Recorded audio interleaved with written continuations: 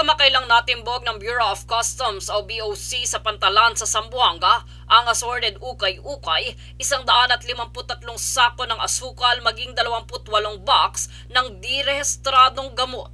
Ang mga dispatchang kontrabando ay lumabag sa Republic Act No. 4653 o ang pagbabawal na pag-import ng ukay-ukay bilang banta sa kalusugan, maging ng Republic Act No. 9711 o ang batas ng Food and Drug Administration na may kaugnayan sa Customs Modernization and Tariff Act. Ayon sa ahensya, ang wastong pagdidispatcha rito ay kinakailangan upang mapanatiling ligtas ang lokal na merkado at masigurong wala ito sa bentahan. Anila ang mga kontrabandong ito ay pinagbabawal dahil hindi lang ito banta sa kalusugan, maging sa kalikasan din dahil sa mga hindi kumpirmadong dala nito mula sa labas ng bansa. Dito kanila ring sisiguraduhin na may papakita sa publiko ang bawat operasyon upang masunod ang mga patakaran sa pakikipagkalakalan, maging ang mga kaukulang parusa laban sa mga kontrabando.